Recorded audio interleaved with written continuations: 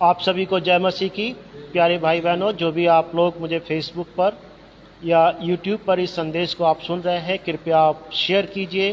प्रभु आपको आशीष दे। यूट्यूब के चैनल को आप सब्सक्राइब कर सकते हैं और आगे इसको शेयर भी कर सकते हैं। प्रभु आपको आशीष दे। हम लोग प्रभु के वचन में जाएंगे। प्रकाशित वाक्य की किताब और उसका 8वां अध्याय हम लोग बीते बृहस्पतिवार की मीटिंग में हमने इस पर चर्चा की थी। एक बार फिर से मेरे हृदय में है कि आप लोगों के साथ प्रार्थना करूं। परमेश्वर सहायता करे। अपने स्थान पर हम सब लोग खड़े हो जाएं। प्लीज़ अपने स्थान पर खड़े हो जाएं। Thank you Lord Jesus. मेरे साथ प्रार्थना दोहराइए। प्यारे महान परमेश्वर, हम आपका धन्यवाद देते हैं कि आप हमसे प्रेम रखते हैं और अपने प्रेम के कारण आपने हमें अपना वचन सौंपा है। प्रभु, आज जो वचन हम सुने हमारे हृदय में वो ग्रहण योग्य होने पाए। हम उसको ग्रहण करें और हमारा हृदय उस वचन के द्वारा फलवंत होने पाए, फलवंत होने पाए। यीशु के नाम में आमीन। अपने स्थान पर बैठ जाएंगे। प्रभु सहायता करे। प्रकाशित वाक्य का 8वां अध्याय और इसके 1 पद से लेकर के 13 पद तक हम पाते हैं कि कुछ विपत्तियों के विषय में, 7 तुरहियों के विषय में और उनके फूके जाने पर अलग अलग विपत्तियों के विषय में। और फिर हम आगे बढ़ते हैं 5वें स्वर्गदूत ने जब तुरही फेंकी 9वें अध्याय में, और फिर हम आगे बढ़ते हैं 10वें अध्याय में और 11वें अध्याय में। मैं आप सबसे आग्रह करूंगा कि आप इन 8, 9, 10 और 11 वरन इसके आगे के भी 12 और 13 अध्यायों को भी, वरन आगे तक के क्या 14 और 15 और 16, आप ध्यान से कई बार इनको पढ़िएगा। 8 से लेकर के 16 पद तक आप कुछ अद्भुत बात पाएंगे। और हम इन अध्यायों को अगर हम एक एक वर्ष करके या एक एक चीज़ करके देखें तो शायद ये हमारे लिए बहुत अधिक समय के लिए ये अध्ययन हो जाएगा। लेकिन चूंकि जैसे हमने प्रकाशित वाक्य के अध्ययन के शुरुआत में ही क्या जाना था कि केवल हम उन चीज़ों का अध्ययन करेंगे जो हमारे जीवन के लिए वर्तमान समय में बहुत उपयोगी है और बहुत आवश्यक है। आवश्यक तो सभी बातें हैं, लेकिन उसमें से भी, जैसे आपके फ्रिज में बहुत सारी चीज़ें रखी होती हैं, लेकिन आप एक बार में कुछ ही चीज़ों को लेकर के खाते हैं, सारी चीज़ों को एक साथ नहीं खाते। हम आज जो विषय प्रकाशित वाक्य 8 से लेकर के मैंने बोला 9, 10, 11, 12, 13, 14, 15, 16 तक, इन सारे अध्यायों में विपत्तियों की बड़ी चर्चा है। इससे पहले भी चर्चा थी। कुछ बातों को इन विपत्तियों के दौरान जो हुई उनको हम आज देखेंगे और इसके लिए निकाल लेंगे प्रकाशित वाक्य का 9वां अध्याय और उसका 20 और 21 पद। यहां लिखा है, बाकी मनुष्यों ने जो उन मरियों से ना मरे थे अपने हाथों के कामों से मन ना फिराया कि दुष्टात्माओं की और सोने और चांदी और पीतल और पत्थर और काठ की मूर्तियों की पूजा ना करें, जो ना देख ना सुन ना चल सकती हैं, और जो खून और टोना और व्यभिचार और चोरी उन्होंने की थी उनसे मन ना फिराया। पहली बात विपत्तियों की चर्चा है। और इससे पहले भी हमने कुछ विपत्तियों को पढ़ा जब मोहरें खोली जा रही थी। अब 7वीं मोहर खोलने पर यह 7 विपत्तियों की और आगे का जो वर्णन है 7 तुरहियों का, और इसके बाद फिर 7 अलग विपत्तियों का 16वें अध्याय में। ये मैं इसलिए कह रहा हूं कि आप 8 से लेकर के 16 अध्याय तक एक मेन बात आप प्राप्त करेंगे कि परमेश्वर ने समय समय पर विपत्तियों को रखा। परमेश्वर विपत्तियों का रचने वाला परमेश्वर है। परमेश्वर ही विपत्तियों को रचते हैं। हमें सिखाने के लिए, हमें समझाने के लिए। अब इतनी विपत्तियों के बीच में परमेश्वर की जो मनसा थी, जो मुख्य बात थी या जो मुख्य कारण था जिसके कारण ये विपत्तियां परमेश्वर ने इस संसार में भेज दी।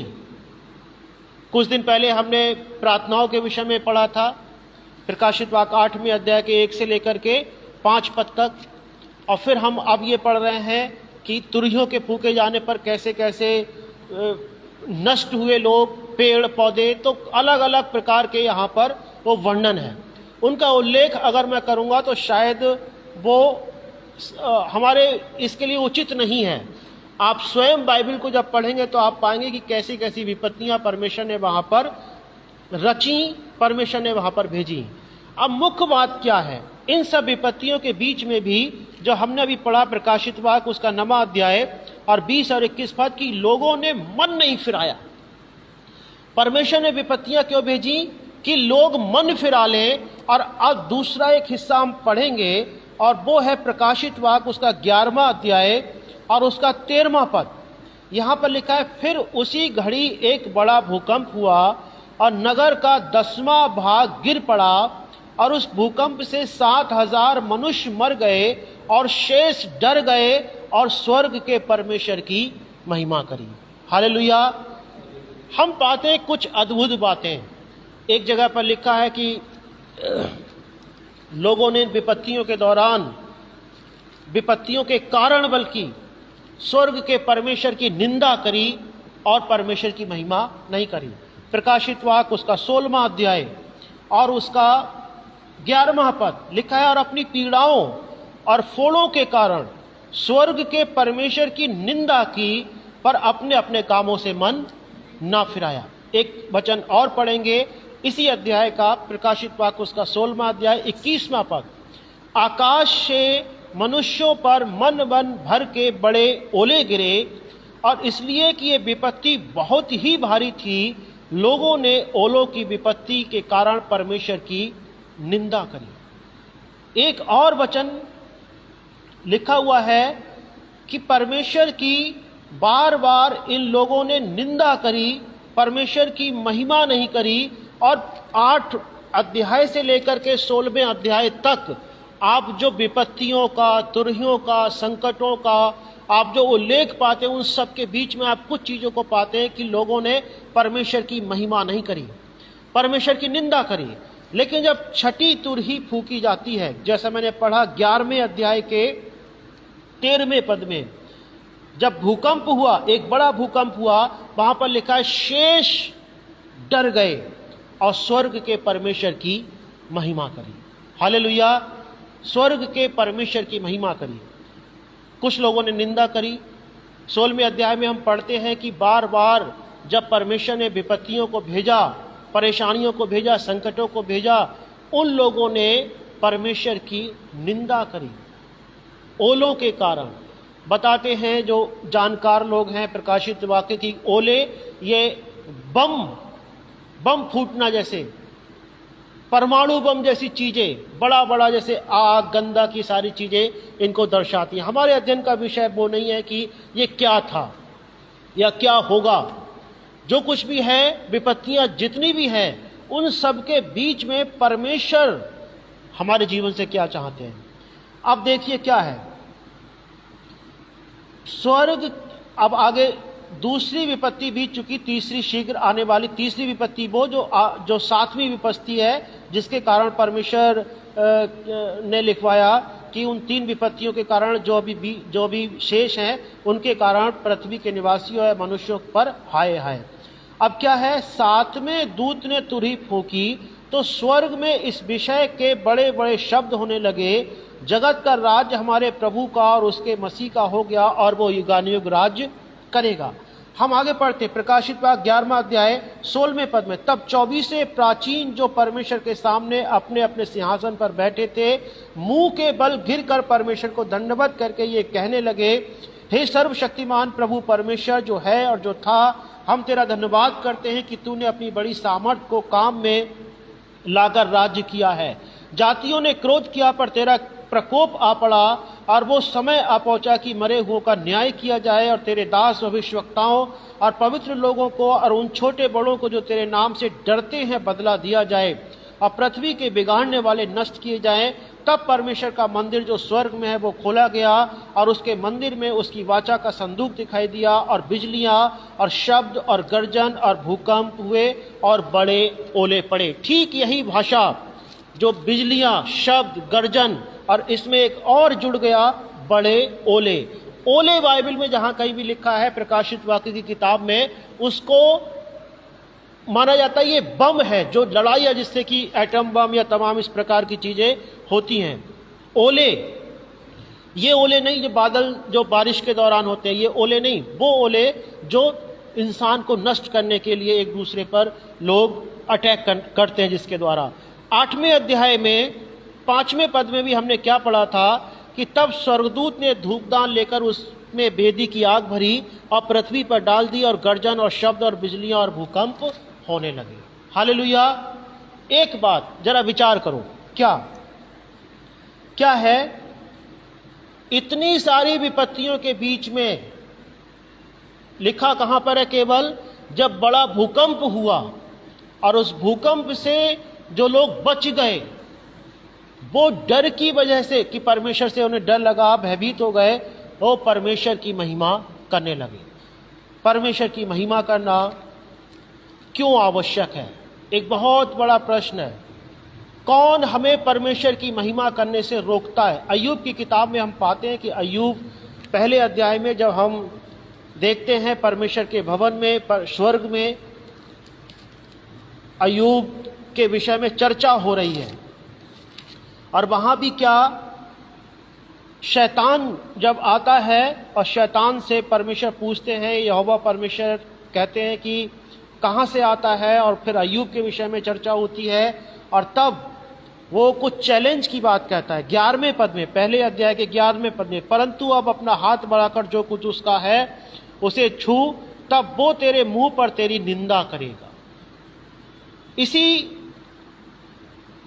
घटना में आगे दूसरे अवसर पर, दूसरी परीक्षा के समय में हम एक बार और शैतान के इन्हीं शब्दों को सुनते हैं और जो है अय्यूब उसका दूसरा अध्याय और लिखा है 5वें पद में, इसलिए केवल अपना हाथ बढ़ाकर उसकी हड्डियां और मांस छू, तब वह तेरे मुंह पर तेरी निंदा करेगा। निंदा, ठीक ऐसी भाषा उसकी पत्नी, अय्यूब की पत्नी 9वें पद में क्या कह रही है?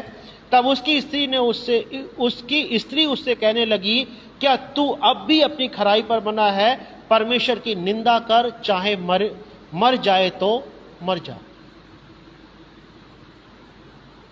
निंदा करना।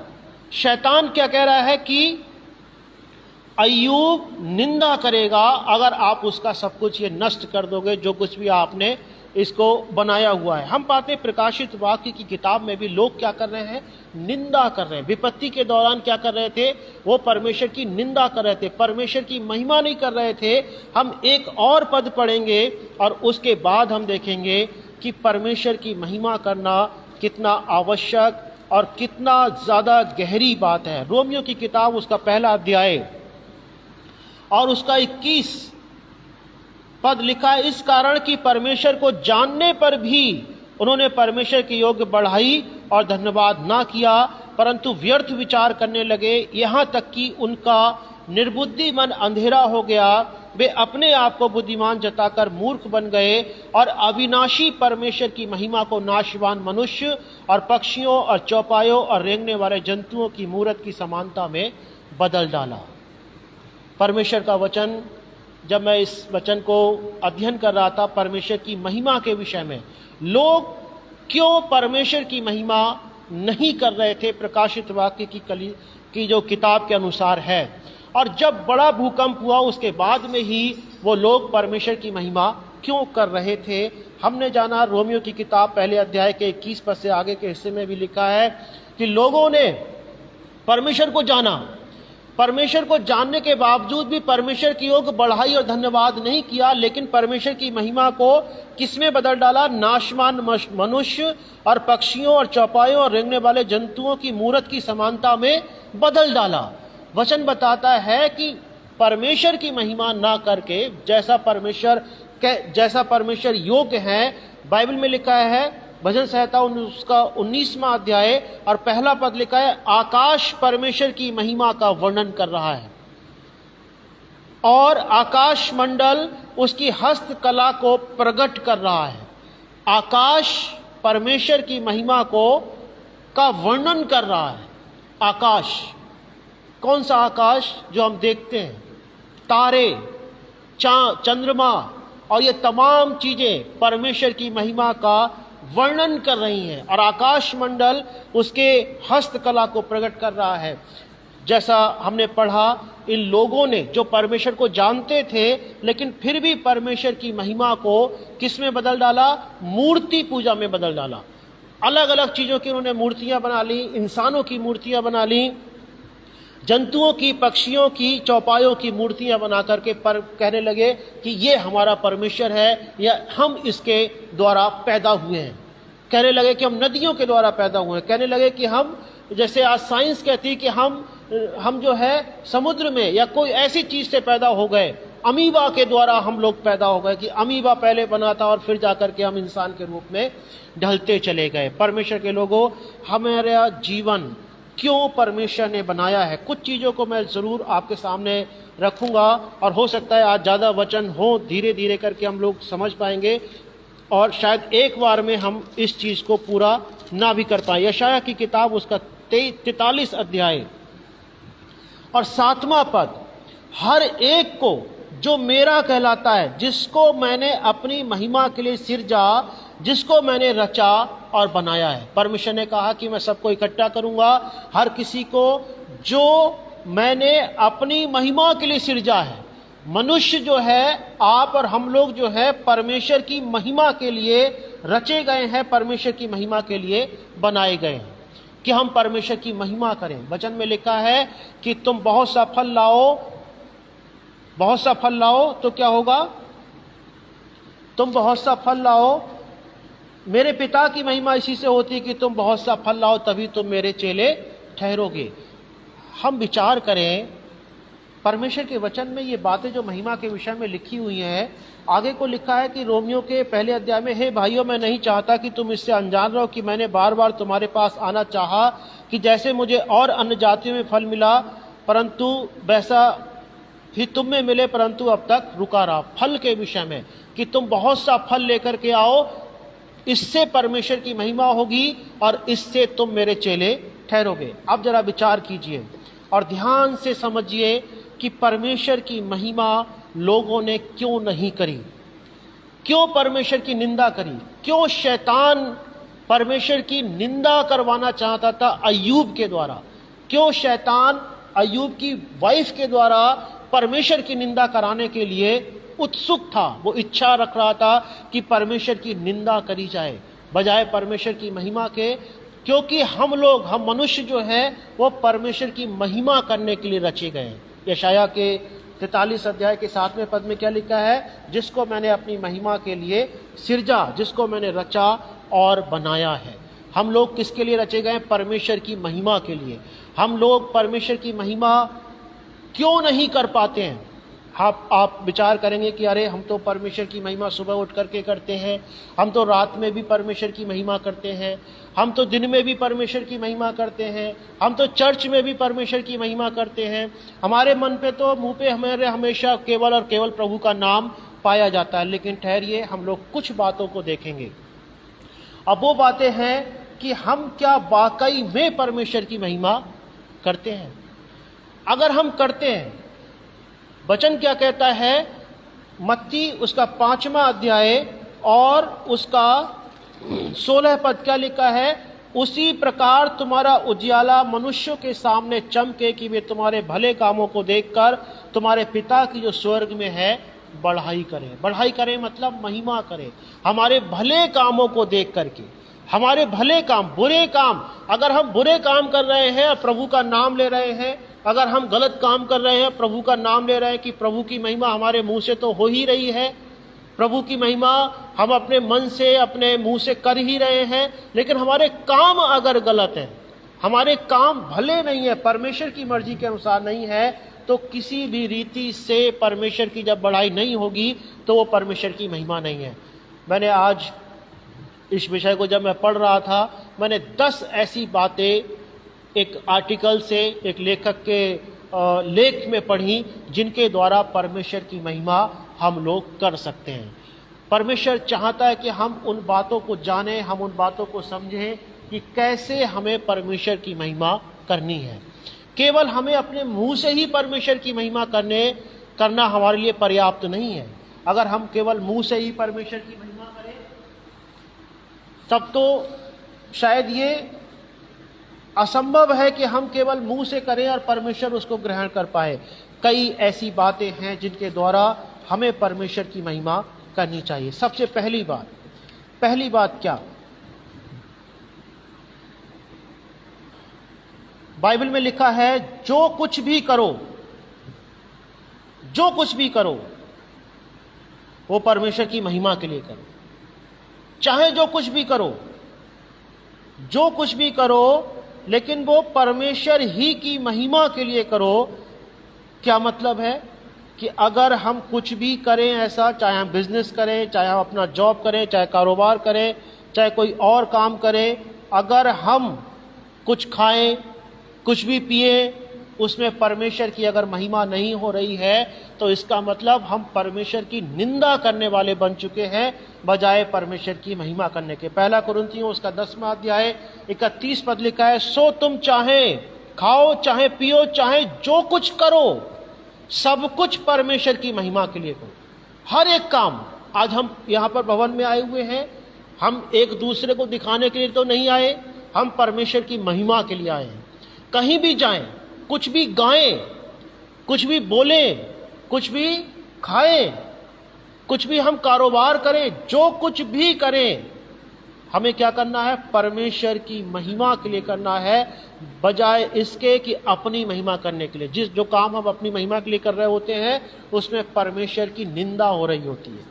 वो परमेश्वर की निंदा हो रही होती है। अगर हम कोई काम अपनी महिमा के लिए कर रहे होते हैं तो उसमें परमेश्वर को वो महिमा नहीं मिल पा रही होती है। हालेलुया। हम आगे एक चीज और देखेंगे। कामों के विषय में हमने देखा कि मेरे पिता की महिमा इसी से होती है कि तुम बहुत सा फल लाओ, तभी तुम मेरे चेले ठहरोगे। क्या मतलब है? बहुत फल लाने के द्वारा ही। अब कौन सा फल जिसकी चर्चा यहां पर की गई है? आत्मा का फल। वो फल जो गलातियों 5वां अध्याय 22 और 23 में लिखा हुआ है। कुलुस्सियों 1 अध्याय उसके 10वें पद में भी क्या लिखा है? ताकि तुम्हारा चाल चलन प्रभु के योग्य हो और वह सब प्रकार से प्रसन्न हो और तुम में हर प्रकार के भले कामों का फल लगे। बुरे कामों का फल नहीं। बुरे काम परमेश्वर की महिमा नहीं कर सकते। हम कोई काम करें और बुरे काम करते रहें और कहें कि हम परमेश्वर की महिमा कर रहे हैं, तो परमेश्वर की महिमा उससे नहीं होती है। एक और बात, यूहन्ना उसका 14वां अध्याय 13वां पद लिखा है, जो कुछ तुम मेरे नाम से मांगोगे वही मैं करूंगा कि पुत्र के द्वारा पिता की महिमा हो। क्या मतलब है? जब हम प्रार्थना कर रहे होते हैं, आज भी हम लोग आगे आकर के घुटने टेक करके बहुत से विषयों के लिए प्रार्थना करेंगे, तो जब हम प्रार्थना कर रहे होते हैं पूरे मन से, पूरे दिल से, पूरे अपने आत्मा प्राण से, पूरी रीति से हम प्रार्थना में आकर के प्रभु के पास अपने विषयों को लेकर के आते हैं, तो उससे परमेश्वर की महिमा हो रही होती है। और जब हम ऐसा करते, आज भी जब हम लोग घुटने टेक करके आगे कई विषयों के लिए प्रार्थना करेंगे, ये भी परमेश्वर की महिमा है। हालेलुया। कई और विषय भी हैं जो मैं अगर उनको बोलूंगा तो शायद हमारे लिए प्रार्थना का समय कम मिलेगा, इसीलिए मेरी आपसे रिक्वेस्ट है। 4 विषय मैंने शायद यहां पर बोले। पहला, किस बात के द्वारा हम परमेश्वर की महिमा कर सकते हैं? जो कुछ भी करें, जो कुछ भी करें। 1 कुरिन्थियों उसका नहीं, 1 कुरिन्थियों और उसका 10 अध्याय का 31 पद। चाहे खाएं चाहे पिए, लेकिन क्या करें? सब कुछ परमेश्वर की महिमा के लिए करें। पहला कुरिन्थियों 10वां अध्याय उसका 31वां पद। दूसरी बात, हाँ,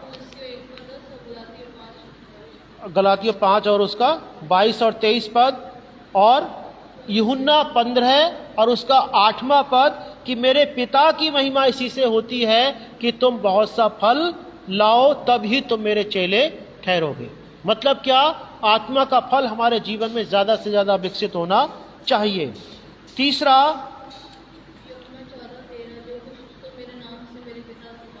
मांगोगे वही मैं करूंगा कि पुत्र के द्वारा पिता की महिमा हो। मतलब क्या? प्रार्थना करने से परमेश्वर को महिमा मिलती है।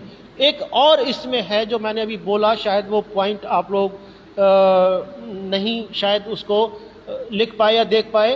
क्या है? इसी प्रकार तुम्हारा उजियाला मनुष्यों के सामने चमके कि तुम्हारे भले कामों को देखकर तुम्हारे पिता की जो स्वर्ग में है बढ़ाई करें। मत्ती 5 उसका 16वां पद। 4 बातें जिनके द्वारा हमें परमेश्वर की महिमा करना सीखना चाहिए। सबसे पहली बात, हम जो कुछ भी करें परमेश्वर की महिमा के लिए करें।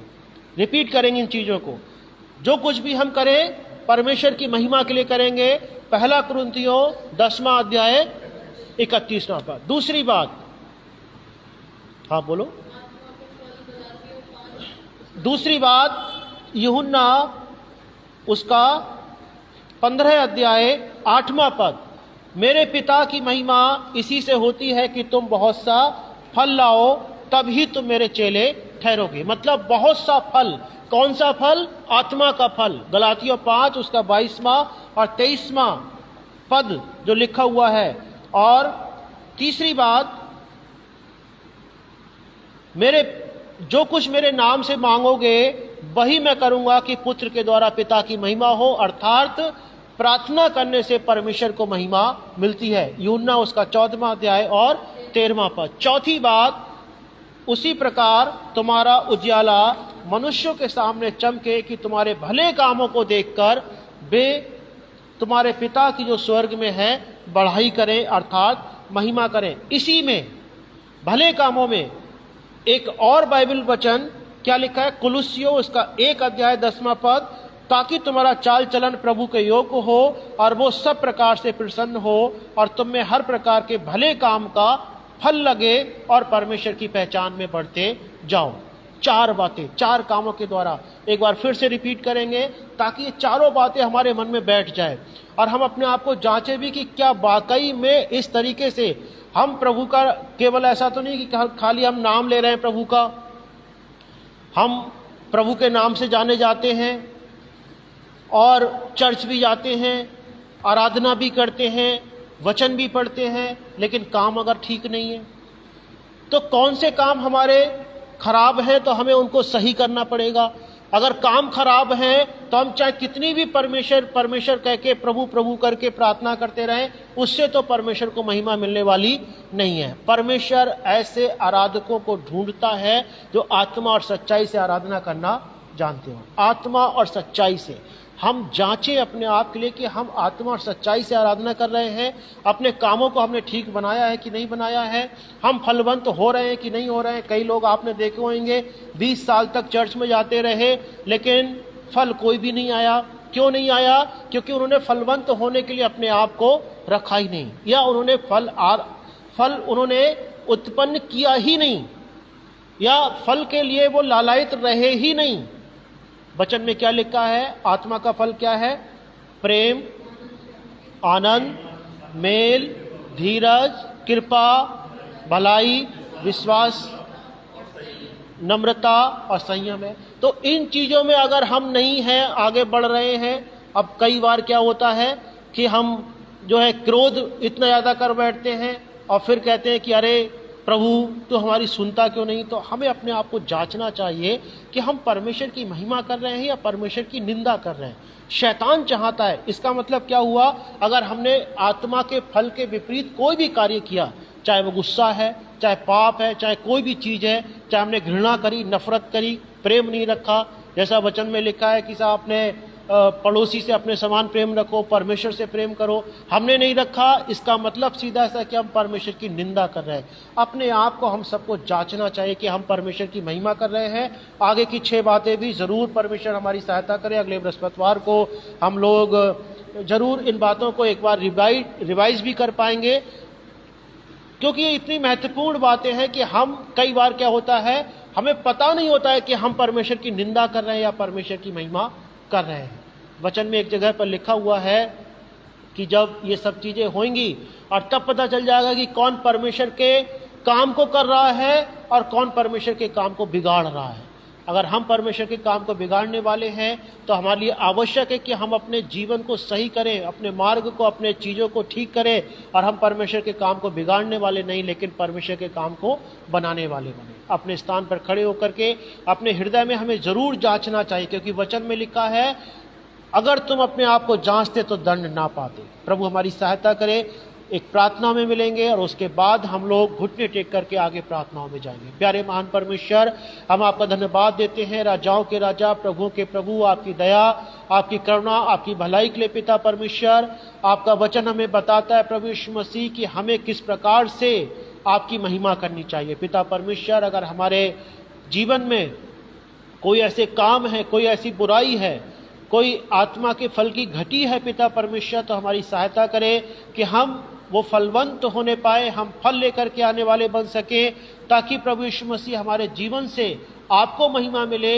और अगर हमारे जीवन से, हमारे कामों से, हमारे हे पिता परमेश्वर किसी विचार से, हमारे किसी गलत कार्य से आपको महिमा नहीं मिल रही, लेकिन प्रभु आपको निंदा हो रही है, अगर आपकी, प्रभु हमें माफ करें और होने दे। प्यारे परमेश्वर, हमें इस योग्य बनाइए पिता परमेश्वर कि हम आपकी महिमा करने वाले बने, आपकी आराधना करने वाले बने, और हम उन लोगों के समान ना बने जो विपत्तियों के दौरान प्रभु जी उन विपत्तियों के कारण आपकी निंदा करने लगे। प्यारे परमेश्वर, आप हमें सहायता कीजिए अय्यूब के समान बनने में पिता परमेश्वर की उसने प्रभु जी हमेशा अपने मुंह के द्वारा आपकी महिमा करी और कभी भी शैतान की योजना को उसने पूरा होने नहीं दिया। पिता परमेश्वर, आशीष चाहते हैं प्रभु एक एक जन के जीवन से पिता आपको महिमा मिले, आपका नाम महिमा पाए। सारा आदर, सारी महिमा प्रभु आपकी हो, यीशु के नाम में मांगते हैं, आमीन।